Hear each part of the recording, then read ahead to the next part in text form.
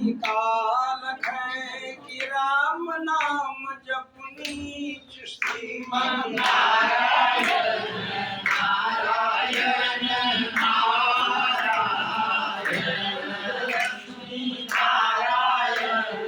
नारायण नारायण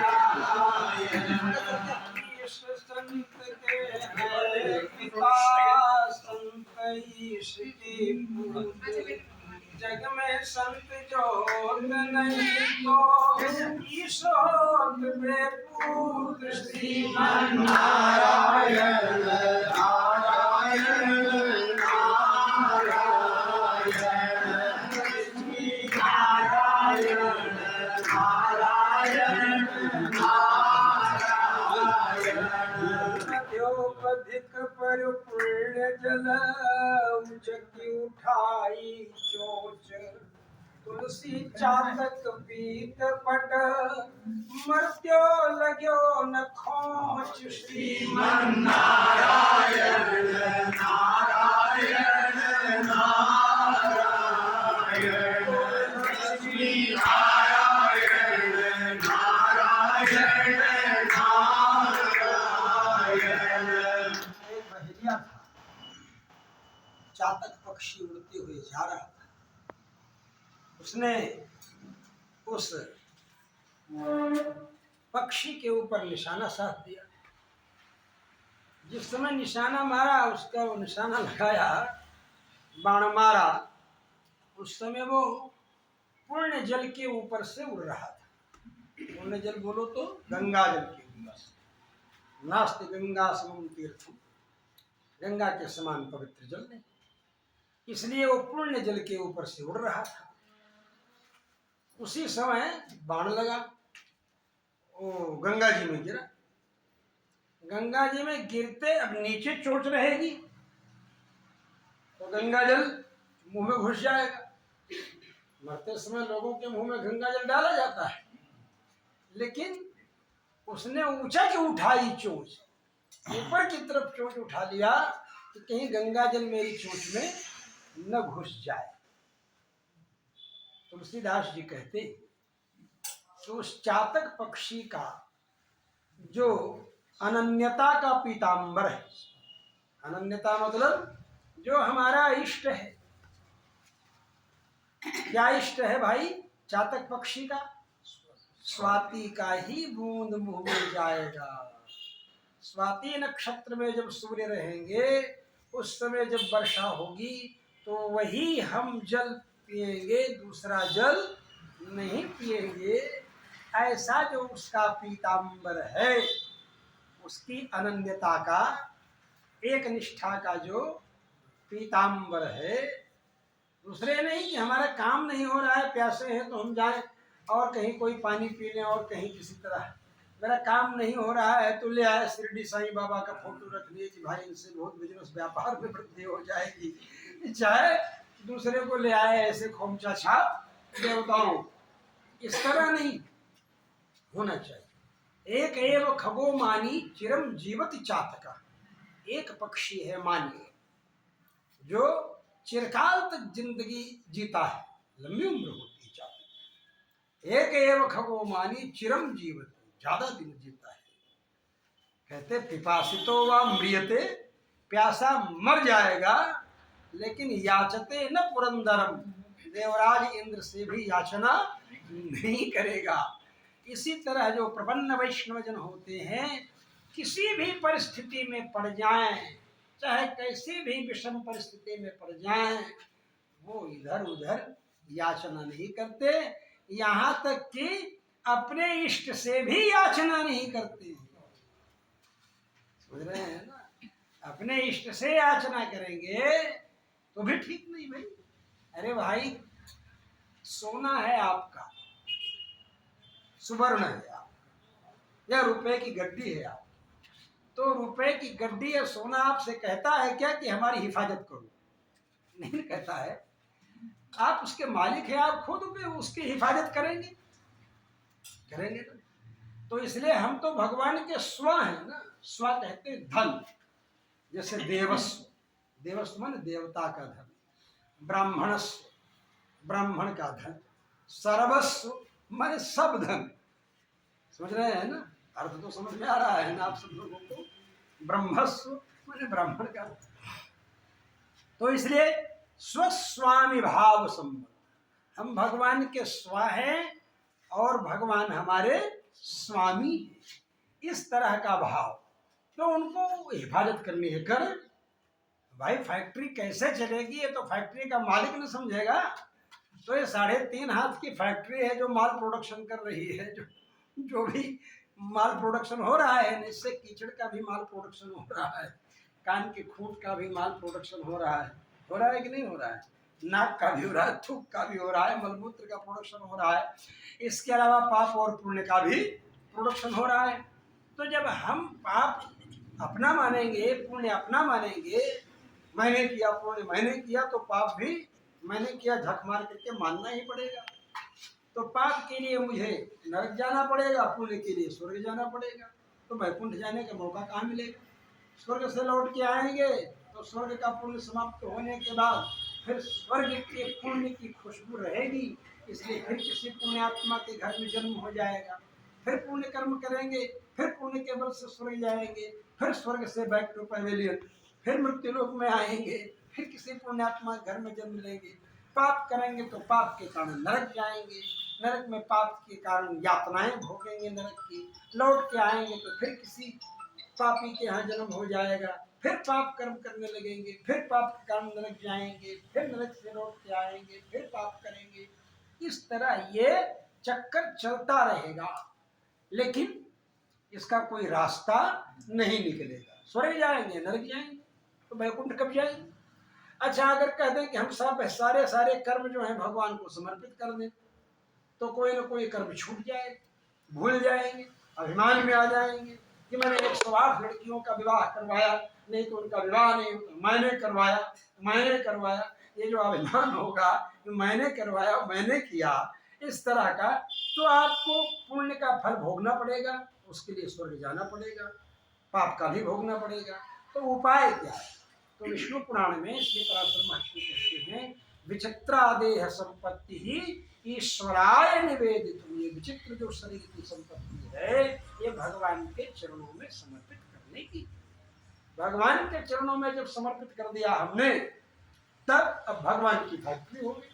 जब भगवान की फैक्ट्री हो गई तो इसका प्रॉफिट एंड लॉस भगवान का, इसका पाप और पुण्य, इसका सारा प्रोडक्शन तो भगवान का, तो फैक्ट्री के मालिक भगवान हो गए।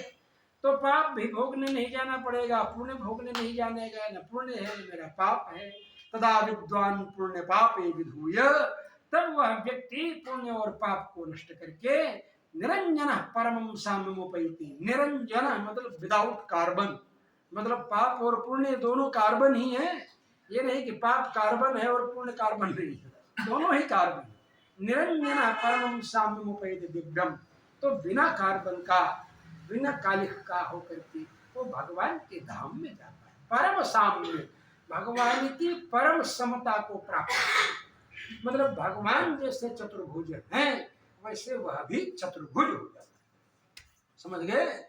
लेकिन परम समता होने पर भी 4 चीजें उसमें नहीं रहे। वो 4 चीजें क्या है? वो लक्ष्मी का पति नहीं बन सकता, वो शेषनाग के ऊपर नहीं सो सकता, वो सारे संसार की सृष्टि स्थिति और परम संहार का मूल कारण नहीं बन सकता, और वो कौस्तुभमणि नहीं पहन सकता।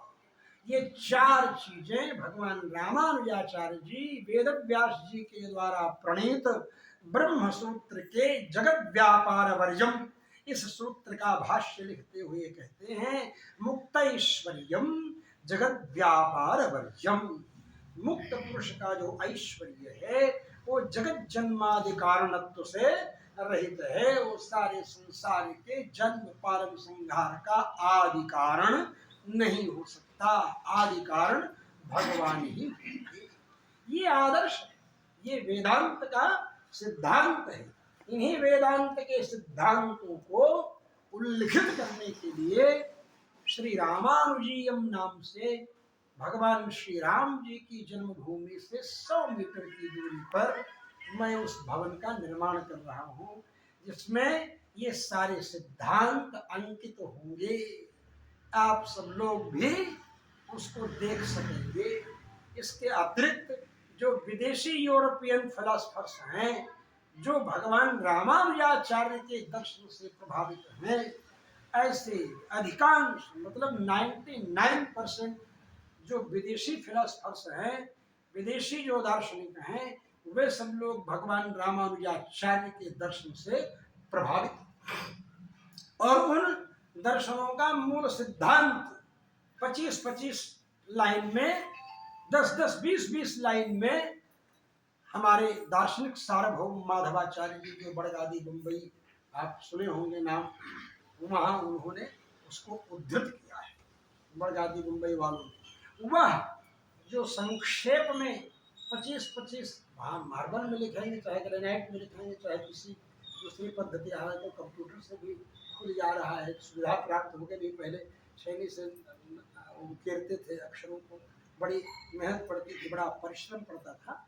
लेकिन अब वो नई पद्धति आ गई है। उसमें फिर तंजावुर का गोल्डन कलर भरा दिया जाए तो फिर कितने दिनों तक रहेगा कुछ पता नहीं, राम जन्मभूमि के पास रहेगा, लोग आकर के देखें। एक एक श्लोक के भी 5-5 हजार रुपए लगे, तो ऐसा कोई एक श्लोक भी लिखा, गरीब है, मान लीजिए देहात का है बेचारा, कुछ नहीं कर रहा, दिहाड़ी मजदूर है, वो भी सोच करके सोचता है 5,000 हम देंगे, हमारी तरफ से भी एक श्लोक हो जाएगा। एक श्लोक माने 32 अक्षर, तो 32 अक्षर अनुष्टुप छंद में होता है ना, इसीलिए श्लोकों की रचना और इसी मैंने गणना इसी हिसाब से करने का नियम है।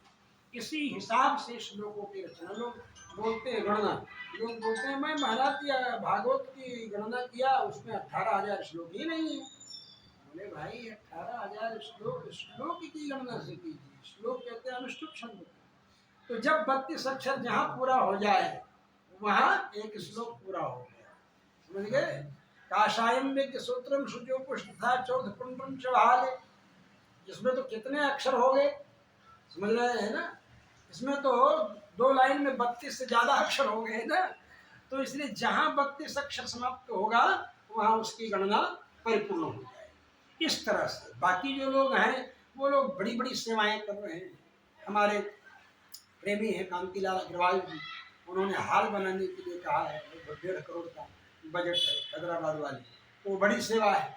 उन्होंने, हमने कहा चलो अच्छी है सेवा, हमारे स्वामी जी चौमासा किए थे जब हैदराबाद में, तो वही भगवान देवी हॉस्पिटल उस समय निर्माण हो चुका था और कुछ मतलब वहाँ चल नहीं रहा था हॉस्पिटल, तो स्वामी जी का चातुर्मास 1982 में मेरे ख्याल से लग, जहाँ तक मुझे स्मरण है 80 या 82 में, पूरा एक्यूरेट नहीं बता सकता, तो वहाँ पर हुआ था। श्रीदत्त राय गुलाब राय जी अग्रवाल, श्रीदत्त राय जी के 4 लड़के थे, गुलाब राय जी, विलास राय जी, प्रहलाद राय जी और सुंदरमल जी, 4, इन चारों भाइयों ने ही मिलकर के पूरा चातुर्मास यज्ञ कराया। जैसे यहाँ गुलेजगढ़ में हमारे स्वामी जी ने चातुर्मास यज्ञ किया था, आप सब लोगों को मालूम होगा, स्वामी जी ने चातुर्मास यज्ञ किया था। मोहनलाल काबरा जी उस समय थे, बड़े बड़े बूढ़े बुजुर्ग लोग थे, उन लोग चातुर्मास के समय, उसी समय लोग ज़्यादा से ज़्यादा स्तोत्र पाठ और अध्ययन करने का भी समय, संप्रदाय के ग्रंथों के भी अध्ययन करने का समय,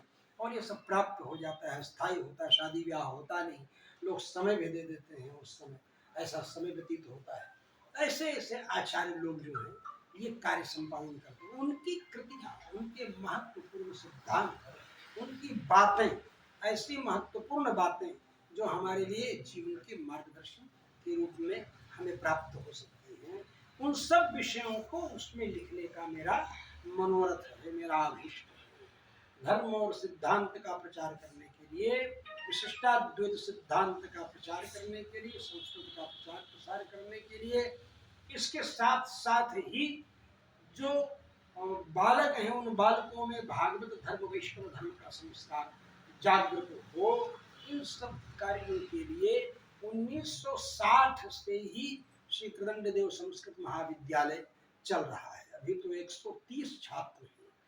अभी उनके कांतिलाल जी अग्रवाल जी के लड़के राम प्रसाद जी को कांतिलाल जी ने आदेश दिया कि देखो भाई स्वामी जी कने में गया है, बठे घने विद्यार्थी है, अब शी घनी पड़े, ठंडी लग रही होगी, तो उन्होंने अभी लुधियाना से मैंने 130 छात्र हैं और बाकी 20 कर्मचारी हैं, और सब मिलाकर मतलब 150 स्वेटर, 150 जॉकेट, 150 इनर, 150 टोपी, 150 शॉक्स, मुझे ये सब 150 कंबल ये भिजवाए अभी लुधियाना से। सब बच्चों को बांटा भी, फेसबुक में भी हमने अपडेट किया था, आप लोगों ने देखा होगा। तो इस तरह का संकल्प, ऐसा मतलब भाव परमार्थ का कार्य करना। गुलाब राय जी हमारे स्वामी जी के शिष्य नहीं थे, या कांतिलाल जी हमारे शिष्य नहीं है, स्वामी जी के शिष्य नहीं है, लेकिन ये कार्य करना चाहिए हमें धर्म समाज के लिए, संस्कृत के लिए, प्रचार प्रसार के लिए। इसके लिए इनके मन में आया। वो कम्युनिटी हॉल है, वो सभागार है, जहाँ पर लोग उपस्थित होंगे, जहाँ विचार व्यक्त किए जाएंगे, और वहीं पर भवन, कमरे, हॉस्टल और लाइब्रेरी के रूप में राज्यपाल के द्वारा वो भूखंड मिला था स्वामी जी को। तो उसका निर्माण 3 मंजिल हो चुका है, प्लास्टर हुआ है, अभी फिनिशिंग का और प्लम्बिंग का और वायरिंग का ये सब कार्य होना है, बाकी ग्रेनाइट का काम होना है और लिखने लिखाने का काम होना है। फिर भक्त लोग आए, उनके ठहरने रहने के भी रूम्स हैं उसमें, टाइप 1 टाइप 2 के, टाइप 1 के 21 लाख के, टाइप 2 के 16 लाख के, इस तरह के रूम है। और 100 मीटर की दूरी पर आप आराम से 3-4 मिनट की दूरी में भगवान राम के मंदिर में जाकर के दर्शन कर सकते हैं। वहाँ से एक अवसर प्राप्त है। तो पहले तो अपने श्री वैष्णव सज्जनों को बोलना, उनके बीच में कहना, नहीं तो कल को हमारे चेला बोलेंगे महाराज जी थे, मैंने बताए क्यों नहीं, तो मैं ही बनाया होता। अब बाहर के लोगों का ले ली। अभी कल सोलापुर से फोन आया था हमारे अमृतांशु व्यास, यहाँ का दोहता है ना, इसी जानते होंगे आप। तो ये क्या कहते हैं, कमल अशोका, उसका मेरा भाई लगता हो गया, मामा लगता होगा, मुझे लगता है मामा लगता है, वो मेरा भाई लगता है, कुछ लगता है, ये समझ रहे होगे ना। तो वो कहा स्वामी जी महाराज एक तेलुगु वाला है, वैष्णव तो नहीं है, लेकिन वहाँ रूम बनाना चाहता है टाइप 1 वाला 21 लाख का, तो क्या करूँगी उसको। मैंने कहा भाई भगवान के पास आना चाहता है, उसको तुमने योजना बताया है, ब्रोशर टाइप का है, तो उसको भेजा। तो बोला, हमने कहा ठीक है कोई बात नहीं है, भावुक है, धर्मनिष्ठ है, हमने कहा मांस मदिरा वगैरह भक्षण वगैरह तो नहीं करता। बोले नहीं नहीं स्वामी जी ऐसा तो नहीं करता है, तो शंख चक्र तो नहीं लिया है, लेकिन करता नहीं है, वो उससे जुड़े हुए हैं दूसरे पद से। तो हमने कहा कोई बात नहीं है। तो हमने कहा तू आज आया, तो हो सकता है वो आज 16 तारीख है ना, आज हो सकता है वो आ भी जाए यहाँ। मैंने कहा था तो आ जाएगी। तो इस तरह से सब लोगों को पता चले। परिक्रमा मार्ग के ऊपर है, 14 कोसी परिक्रमा का जो रास्ता है, 5 कोसी परिक्रमा का जो रास्ता है, 84 कोसी परिक्रमा का जो रास्ता है, ये तीनों रास्ते उसी के सामने से जा रहे हैं। और सीता लेक जो आ रही है, सीता जी के नाम पर सरजू जी की धारा जो आ रही है, वो भी आपके कमरे से 30 से 35, ज़्यादा से ज़्यादा 35 मीटर की दूरी पर वो पड़ेगी। भगवान राम जी का मंदिर 100 मीटर की दूरी पर पड़ेगा। उसकी बाउंड्री जो है वो तो विद्यालय से सट ही जाएगी। विद्यालय के सामने एक जैन मंदिर है अपने, तो उससे सट जाएगी। तो उसी जैन मंदिर के बहाने हो सकता है महाप्राकारम बनाने लगे, तो कहीं विद्यालय को न कर ले, तो भी बच जाएगा। तो वो कवच का काम कर देगा।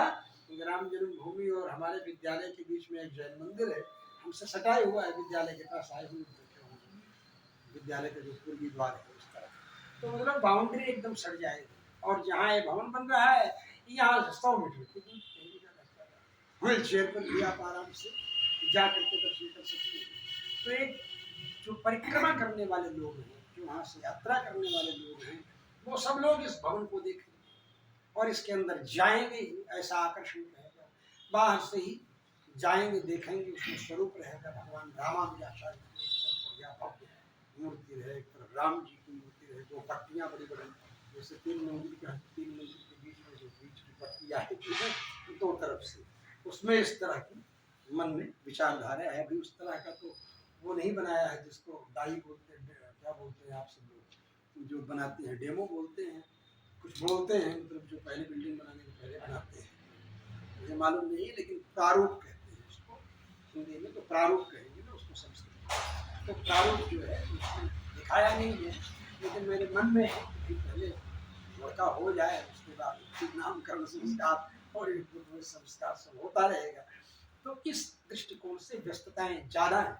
और लोग जाने कि यहाँ क्या सिद्धांत था भगवान रामानुजाचार्य का, और उस सिद्धांत का किन किन दार्शनिकों के ऊपर प्रभाव पड़ा है, उस सब रहस्य को लोगों को समझना चाहिए।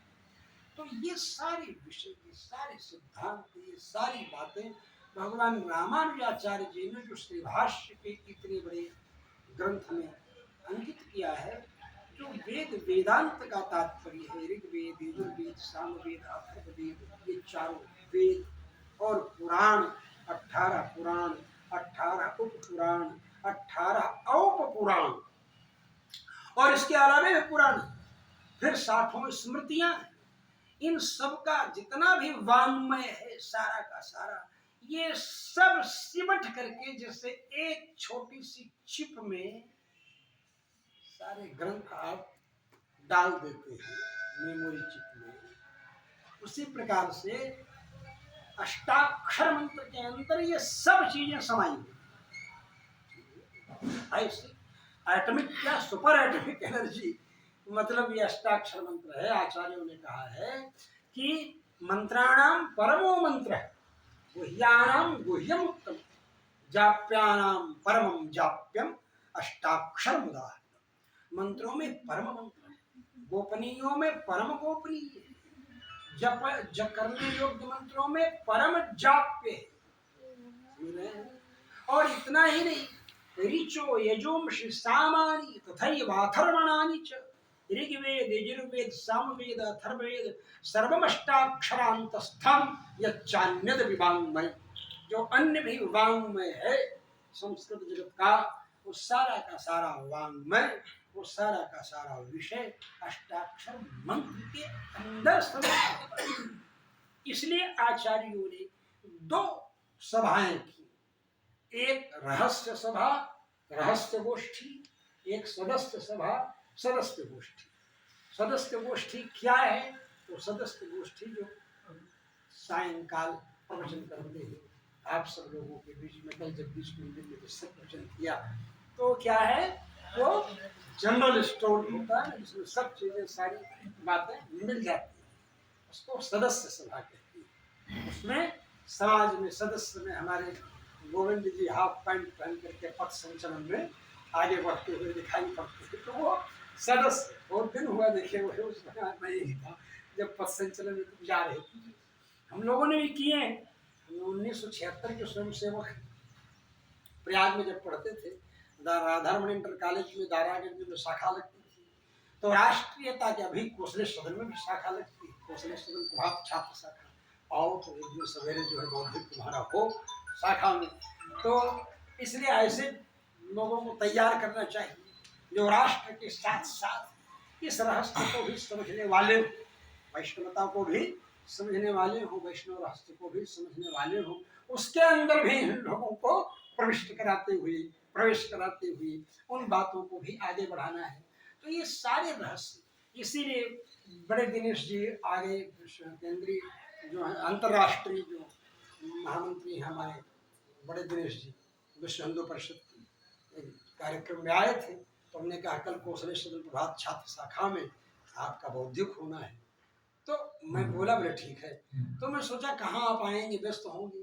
सवेरे, अभी सवेरे 5 बजे मंगला आरती होती है, और मंगला आरती के बाद 5:30 बजे शाखा लग जाती है, ठंडी का समय था, 5:30 बजे तक तो उजाले नहीं हुआ रहता है, समझ रहे, 6:40 पर जाकर के तो सवेरे कई बार उजाला होता है। हमने कहा 5:30 6 बजे शाखा लगती है, तो कुछ कुछ सफेदी आना शुरू होती, तो मैं सोचा नहीं, अभी मैं स्नान किया था, तिलक नहीं लगाया था, और तब तक दिनेश जी पहुंच गए। लोगों ने कहा कि बड़े दिनेश जी आए हैं, बड़े दिनेश जी आए। जो महेश शर्मा थे ना, राजस्थान के रहने वाले, जो केंद्रीय सरकार में सांस्कृतिक मंत्री थे, दिल्ली गवर्नमेंट में, वो सब और भी कितने लोग सब उनके कहने पर उठते बैठते हैं, उनसे मार्गदर्शन प्राप्त करते हैं। तो लोग बोल दिए कि बड़े दिनेश जी आए हैं, हमने कहा तो आगे ये स्वयं सेवक का भाव होता है, शाखा है, स्वामी जी ने कहा है, तो पहुँच गए। तो मैं बस बिना तिलक विलक लगाए, उसमें तो कोई जरूरी भी नहीं कि नहा करके भी जाइए, कोई जरूरी नहीं, बस फ्रेश हो लीजिए, जिससे कि वहाँ व्यायाम वगैरह करना होता है, सब करना होता है। तो मैं तिलक विलक नहीं लगाया, तो फट से निकल गया, पहुँच गया शाखा में। शाखा में गया, फिर बड़े दिनेश जी का बहुत दुख हुआ। तो वो सदस्य, समझ गए ना, उसको क्या कहते हैं, सदा, हमारे सभा में जो विषय व्यक्त किया जाए उसको सदस्य कहते हैं।